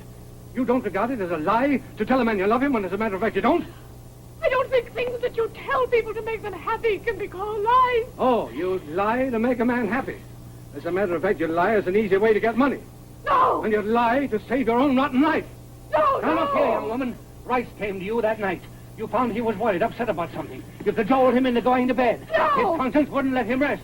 He finally broke down and confessed to you that he was leaving you forever. No! That his wife had forgiven him and was going back to her. No, he tore no! loose from your arms, left from that unholy bed and started to dress. And you, mad with rage, followed him and stabbed him in the back. It's a lie! It's a lie! It's a lie! Well, you ought to know. You're an expert. No more questions.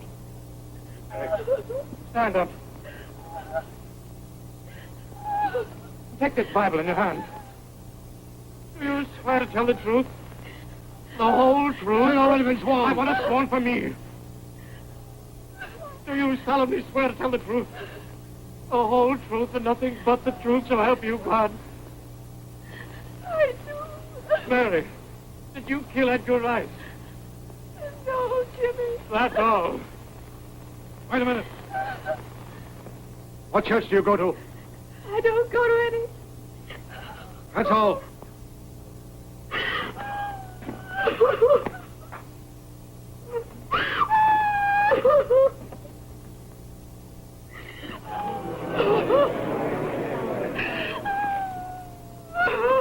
Patrick Carney. You solemnly swear to tell the truth, the whole truth, nothing but the truth, so help you God. I do. Your name and occupation. Patrick Carney. I'm an operator with the Civic Detective Agency. In pursuance with orders from me, what have you done today? I followed Mrs. Rice. And what have her movements been today? She left her house at 9:30 this morning and drove to the office of the United States Steamship Line. And what did she do there? Purchased a ticket for herself on a Leviathan, leaving tonight. Do you know this of your own knowledge? I stood next to her when she did it. Any questions, Mr. Galway? Lord, no. That's all. I asked that a warrant be issued for the arrest of Gertrude Rice. Witness is trying to escape the jurisdiction of this court. There must be some mistake. Mrs. Rice was suddenly ill last night. Mrs. Rice was nothing of the sort. Anyone but an idiot could have seen that she was pretending. Why, her physician said... I don't care what her physician says. This woman is planning to escape to Europe. I want her here. But the district attorney isn't conniving... How dare you? That'll do. Well, Mr. Galway? Please, the court, I'll do my best to have the witness here as speedily as possible. If the district attorney means what he says, why didn't he send a policeman out and bring that woman here? How soon can you have the witness present, Mr. Galway? Well, no. Again, I ask that a warrant be issued for the arrest of Gertrude Rice. I think the young man is unduly excited. I'm not in the least interested in what the district attorney thinks. I want that woman on the stand. Again, I ask you, Mr. Galway, when can you have Mrs. Rice here? In an hour. This court will take a recess for 1 hour. Take your places.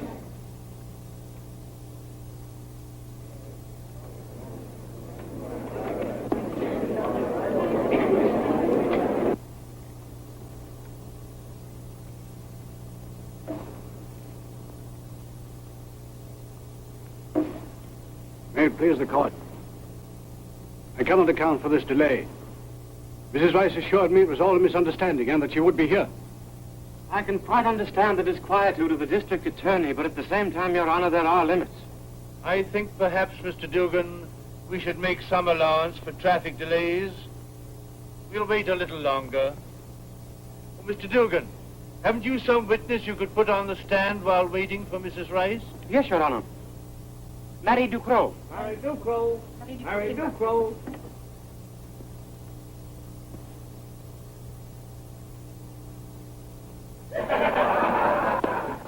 Solemnly swear to tell the truth, the whole truth, nothing but the truth, help God. Voila. Mary, you've been employed as a maid by Mrs. Rice for how long? Oh, maybe 3 years. What kind of a mistress is she? Oh, tout du cœur. What you call loving. Well, is she a happy woman? Yes. No quarrels? Think now, Mary. Are you sure there were no quarrels? No. How could it be? They love each other so. They loved each other. Most beautiful it was. Such tenderness, such kisses. Oh, mon Dieu. Do you mean to tell us you never saw them quarrel? Never. No, sir. They love too much.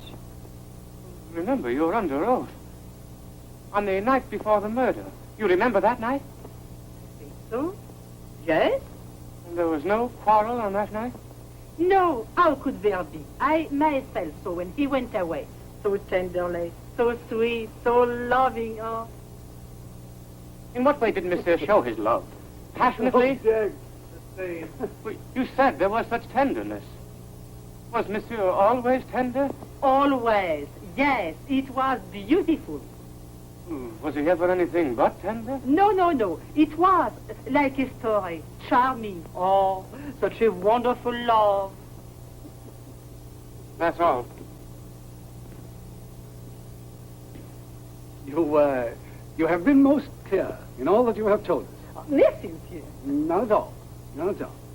And in all the years you were in the employ of Mrs. Rice, You never saw her quarrel with her husband. Pardon, monsieur. You said you had never seen Mr. and Mrs. Rice quarrel. Comment? You told the court that you have never seen or heard Mr. and Mrs. Rice quarrel. Monsieur Rice? Oh, I made a mistake. I did not know you were talking about your husband. You didn't think we were talking about Mr. Rice? Well, then hold it. Never mind. That's all. Monsieur... Mattie, who did you think we were talking about? The other one? Oh, the other one, so that it was another one. Oh, of course. Why not? Of course, why not? And you say he was devoted and loving. Oh, merveilleux. What you call, well... And this other one had a name. But certainly. Smith. John Smith. Mr. Doran must stop. Did you see this Mr. Smith at the house that night? No. But you said they parted so tenderly. That was the night before. Did Mrs. Rice remain at home that night? No, she went out. Did you see her before she left the house? Yes. How did she act at that time? Object. What did she say, if anything, before she went out? She told me not to be so slow, that she was in a hurry. She was upset about... Object, immaterial. Did she say why she was going out? No, no. All she said was, hurry, be quick. Did you see her when she returned? But of course I was waiting for her. Did Mrs. Rice tell you where she had been? No. What did she say to you? She told me she was malade, what you call kind of sick. She told me to put her to bed. Did you think she was ill? Object. What signs of illness did she show? 1 minute she was hot. The next one she was trembling, cold, shaking, all over. Which might have been signs of great excitement caused by a quarrel with her husband. Object. Strike that out. Did you send for a physician? Madame would not let me. I asked her to, but she said no. She was sick, but would not let you send for a doctor. No. That's all. No, wait a minute, Mattie. Wait a minute. To be sure. Sit down. Now, let's see if we can't find out something more about this very opportune Mr. Smith. You know where he lives or what his telephone number is? No, monsieur. Well, I can quite understand that. Maybe you can tell us what he looks like. Oh, charming, monsieur. What you call nice. Oh, well, that doesn't help us very much. Was he tall? No, monsieur. Was he short? No, monsieur.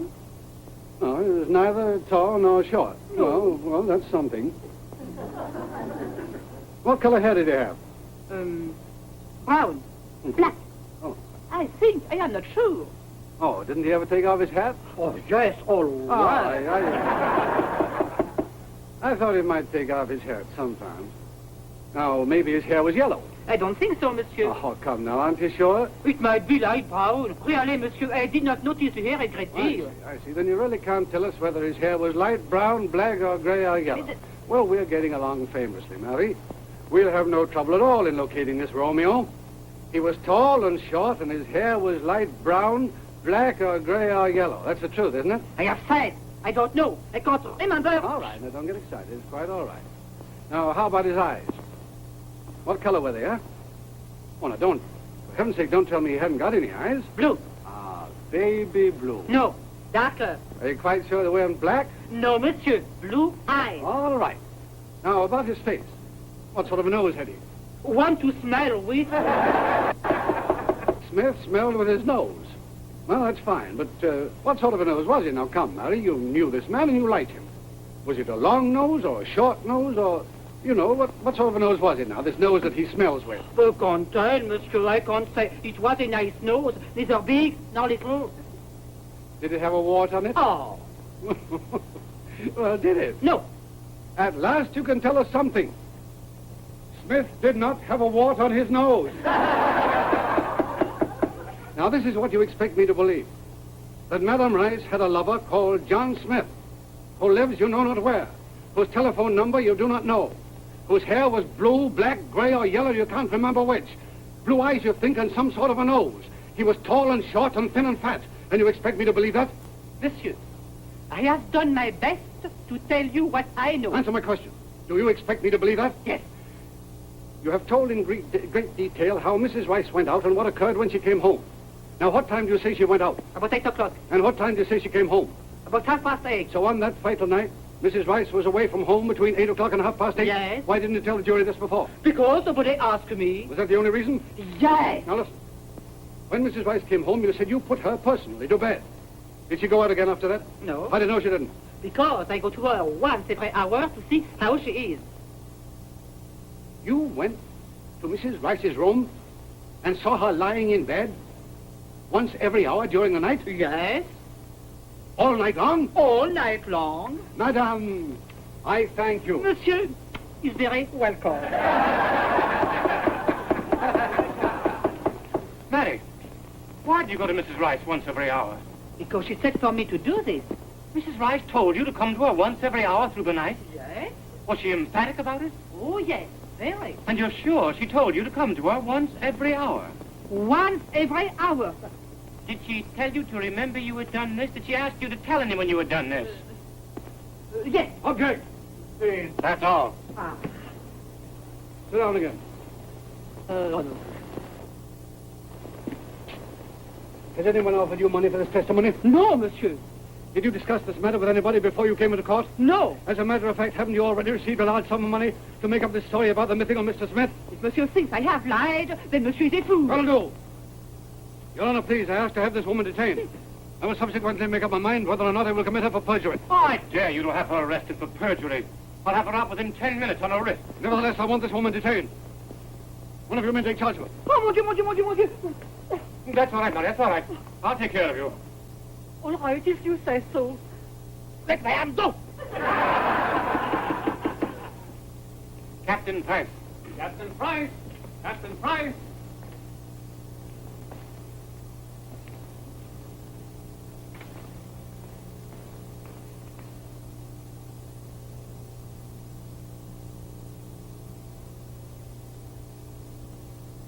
Captain Price.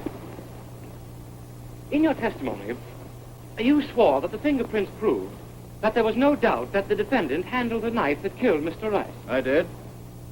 Can you tell, Captain, from these prints, whether they were made by a hand driving the knife into the body or drawing it out? No, I couldn't say that. If it was shown that the defendant had merely touched the knife in order to draw it out of the body, you couldn't say that were not so. I'll have to ask you to answer that question, yes or no. No. That's all. Thank you, Captain. All that you are able to determine, Captain, is that the knife was held firmly in the right hand when used. Yes. There is nothing to show that the defendant did not use the knife? Oh. That's all. As a matter of fact, Captain, all the fingerprints show is that the defendant held the knife in her hand. Her right hand. That's all. And nothing to indicate that she used it at all. Oh. That's all. No further questions. Henry placed it. And replace that! And replace that! May it please the court. Mrs. Rice is now here and ready for her cross-examination. I'm not ready to call Mrs. Rice, but I will need her at any moment. Counsel has made a great to-do about Mrs. Rice's absence. She tells me she is not well and is anxious to go away. I can very well understand that. I'm afraid Mrs. Rice will have to await counsel's convenience, Mr. Galway. Do you solemnly swear to tell the truth, the whole truth, and nothing but the truth to help you God? Oh, certainly. If you please. Your name, please. Henry J. Plaisted. The J is for James. Occupation. I'm in the tailoring business at 543 Fifth Avenue. Among your clients, you numbered the late Edgar Rice? Oh, I've been making his clothes for many years. All right.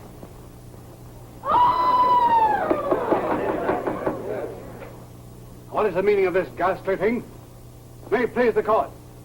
We protest against this horrible exhibition. It transcends all decency. Nothing so gruesome has ever been shown in a court of justice in all my long experience. Does it transcend the photographing of an hysterical naked woman who is incapable of defending herself from such outrage? Young men, sometimes the ends of justice... Oh, damn the ends of justice. A botched and bungling police department has arrested an innocent woman when a blind man could see her innocence. How... I beg the court's pardon.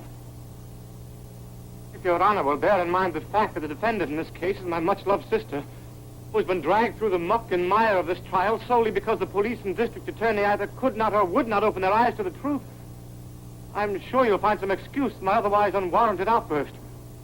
I can only apologize most humbly. I trust counsel's very natural feeling will not again urge him to overstep the bounds of decorum. May it please the court. Again, we protest against the exhibition of this horrible thing. I cannot see what use it can be. But the only use it can be is to prove that my client did not kill this man Rice. That's the only purpose for which it was produced? The only one, Your Honor. I will permit its use in that case.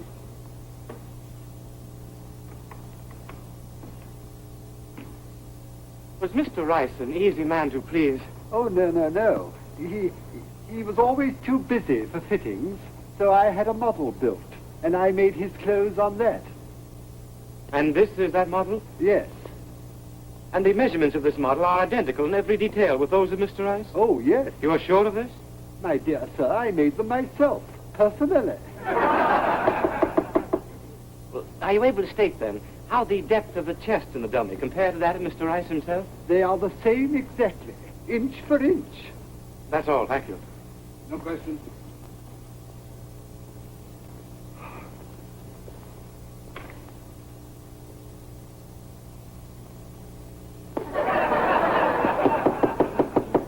Dr. Welcome. Dr. Welcome. Dr. Welcome. Doctor, this figure is exactly the same size and height as the murdered man. Will you please mark the exact spot on the body where you found the knife wound? Well, I'm afraid I can't do that from memory. Well, then I'll ask a doctor to mark approximately where the wound was.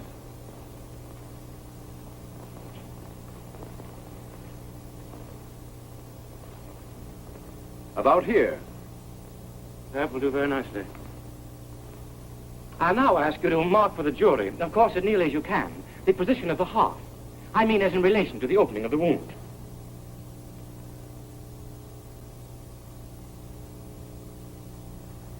About here. And then the knife blade went from left to right after entering right. I now ask you to look at the depth of the chest in this figure. Bearing in mind the fact that its dimensions are exactly those of the dead man, Mr. Rice was a heavy, thick-set man, was he not? Undoubtedly. About how far from the exterior of the dead man's back was the heart cavity situated? About 5 or 6 inches. At least 5. Thank you. Would you take the stand, please? That's all I wish in the way of examination of this figure.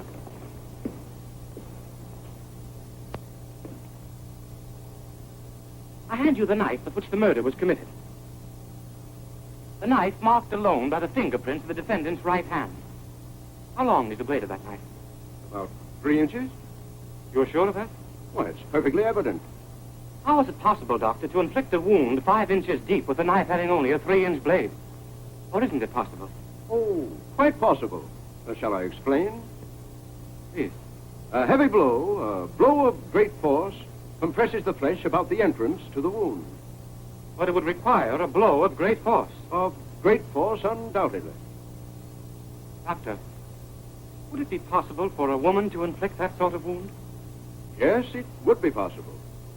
What kind of a woman? A woman of extraordinary strength. A woman athlete. But it would not be possible for a woman of ordinary strength to inflict such a wound. Quite impossible. Move that all testimony regarding the kind of woman who would have inflicted the wound be stricken out. I do not believe that Dr. Welcome is fully qualified as an expert in that regard. Your Honor, the district attorney has himself qualified Dr. Welcome as an expert. Only as to the cause of death. On the contrary, I believe Dr. Welcome is qualified as a medical expert. Does counsel accept Dr. Welcome as such? Why, yes, certainly. I withdraw the objection. Doctor, the wound, then, could only have been inflicted by a very powerful woman. That's right, a very powerful woman. That's all. Thank you, Doctor. That's the wrong, Doctor. Doctor, in your long medical experience, are you able to estimate accurately the weight of a man? Yes? What would you say that Mr. Rice weighed? About 175 or 180 pounds. All right. Now, a defendant has sworn that when she found Mr. Rice dead, she tried to lift him to his feet. And failing in that, she knelt down beside him and picked him up in her arms. Now, you've seen the defendant. Do you think she is physically able to do that? We object. Counsel has himself accepted Dr. Welcome as well established as an expert. Objection overruled. Exception. Well, Doctor? Under ordinary conditions, I would say that this young woman would not be able to do this. But in this case, I think that she could. How to account for that? Why, any sudden fear, emotion, or great anxiety would for the moment lend any woman great additional strength. I see. And would a sudden outburst of rage have the same effect? Yes. It has been shown in court that the defendant suffered from sudden outburst of rage. Rage in which she swore and screamed and threatened to kill. Under such an emotion, Doctor, would she be physically able to inflict the wound which killed Rice? We object. The objection is overruled. Objection. Well, Doctor, under the conditions named, would the defendant be physically able to inflict such a wound? Yes. That's all. Doctor, I'll put this hypothetical question. Suppose that a woman of great wealth in the highest social position has been discovered by her husband in an intrigue with another man. Would the fear of discovery, the terror of disgrace, give this woman, a woman of more than ordinary size and strength, enough power to inflict such a wound as killed Rice? Object. None of the statements contained in that question have been verified. I will allow that question. Dr. Welcome, would such a woman, impelled by great fear, have the strength to drive a 3-inch blade 5 inches into a man's body? Yes. That's all, Doctor, and thank you. No more questions. That's all, Doctor. Inspector Hunt. Inspector Hunt! Inspector Hunt! I want you here, if you don't mind. Inspector, from your investigations, you have stated here that for various reasons, the wound that caused Mr. Rice's death was inflicted by a knife held in the right hand. That is the fact, isn't it? Yes? And you still know that to be a fact, do you not? Why, certainly.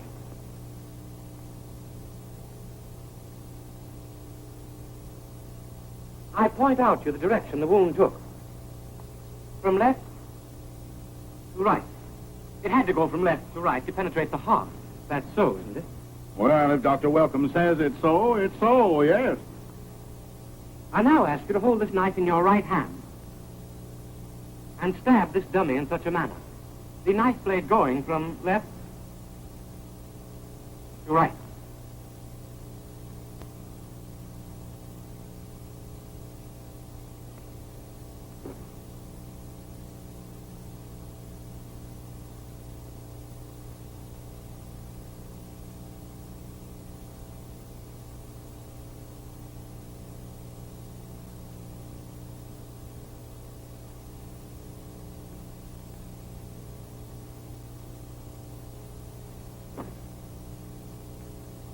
I think that's the way it was done, Inspector. Why, that's the only way it could have been done. She was standing in front of him. She was in his arms. She was kissing him. She stabbed him in the back. Do you seriously ask the jury to believe that, Inspector? Well, I don't see how else it could have been done. I'll now ask you to take the knife in your left hand. Left? Yes. And now, standing behind the dummy, try again.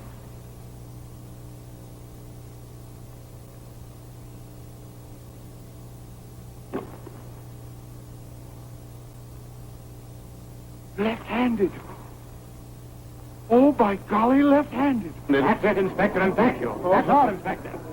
Take it away, please.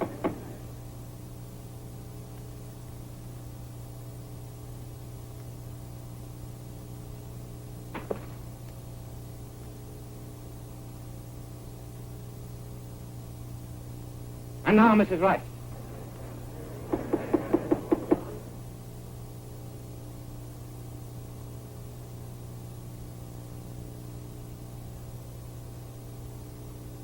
Why didn't you come to court as you promised? I've been ill. You thought a trip to Europe would do you good? A trip to Europe? I don't know what you mean. Didn't you engage passenger on the Leviathan leading tonight? Certainly not. I haven't been out of my house all day. Mrs. Rice, do you understand that you're under oath? I do. And you did not go to the United States Steamship Line office this morning? Certainly not. And you were not trying to escape cross-examination? No. Then why didn't you come to court? I didn't understand. I thought I was to stay away until I felt better. But now you are here and ready to answer all my questions. Oh, yes. Will you please write your name on this slip of paper?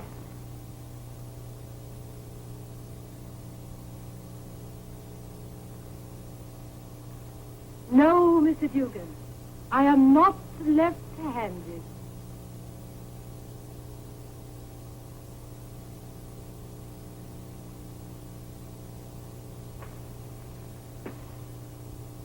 Mrs. Rice, where were you between 8 and half past the night of your husband's murder? I went for a walk. With whom? Alone. Where did you walk to? I just walked. You said here that when your husband went out that night, it was with the understanding that he'd return shortly, that you'd forgiven him, and that you anticipated a happy reunion. Is that why you went out for a walk? I was nervous.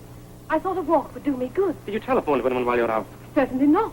Sure, you didn't go to the drugstore on the corner of the street in Park Avenue to telephone for nearly 15 minutes? Why, of course I didn't. When you came back, what did you do? What did you do, just sit down and wait for your husband's return? I went to my sitting room and waited. I waited for hours.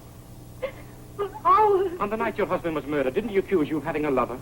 Certainly not. And after having made that accusation, didn't that tell you he's going to divorce you? My husband left the house that night to discard that woman, and for no other purpose. I ask the witness be instructed to answer my question. I think the question has already been answered. Mrs. Rice, you must give direct answers to direct questions. The direct answer is no. It's a lie. It has been shown here you had a lover. A witness has described your kisses and lovemaking. Whoever told you that lies. And you had no lover? No, I tell you, no. May it please the court, I have been subpoenaed. Yes, Mr. West. There are one or two questions I want to ask you in a moment. Did your husband threaten you with divorce? Certainly not. Didn't he tell you he was going to throw you out of his house? Tell us again exactly what your husband said when he told you he was going to break off his relations with the defendant. He said I was the only woman he'd ever really loved. Ah! You are said about Mr. Smith. Well? There he is. What did you say? I said there is Mr. Smith, the charming lover, but I'm right. It's a lie. It's a lie. Mary, is that true? Yes. Any questions, Mr. Galway? Not now. Still keep charge of that woman. That's all, Mrs. Rice. Mr. West.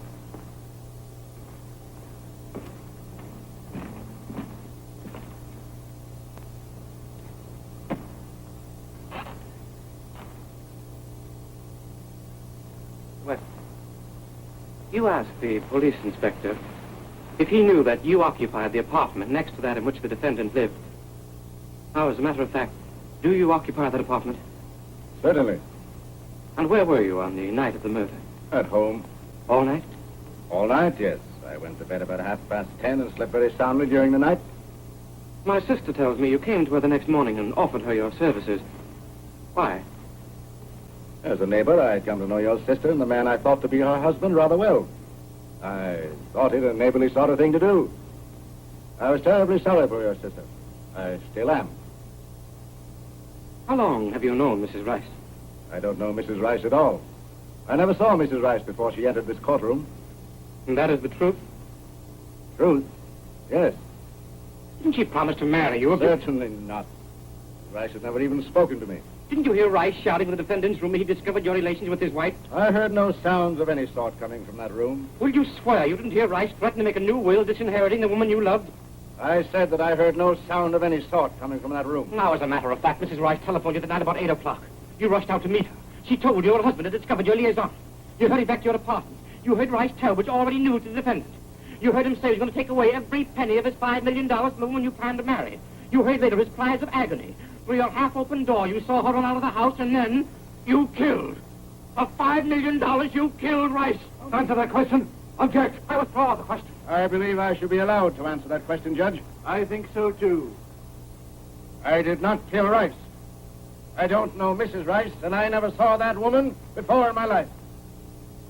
I hope, Mr. West, you'll forgive my inexperience, my deep anxiety to help my sister.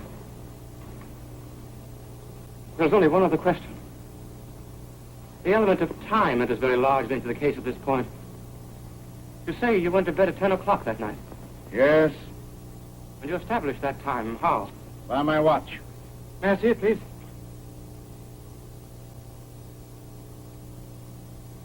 Certainly.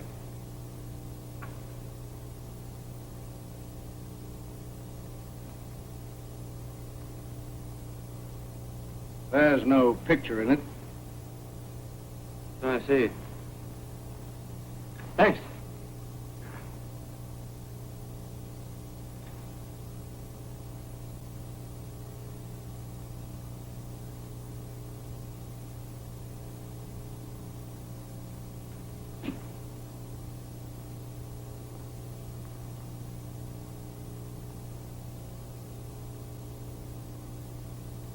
this knife?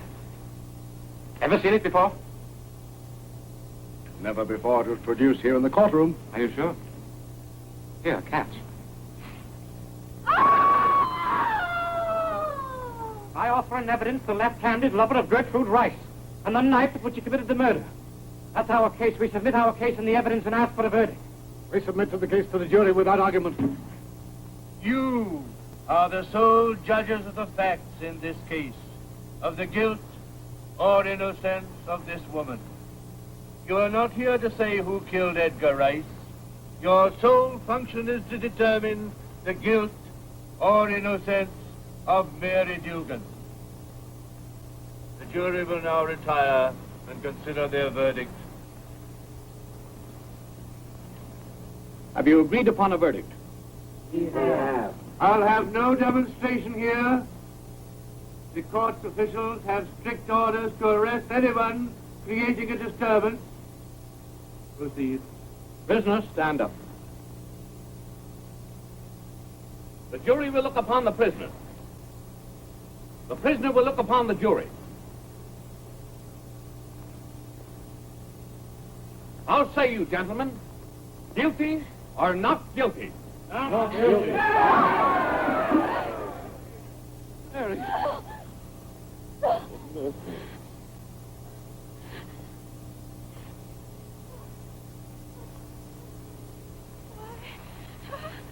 What? Jimmy! Jimmy, am I free? Am I free, Jimmy? Oh, Jimmy! Oh, I'm free, you did it! Oh, I'm free, you Jimmy! You did it!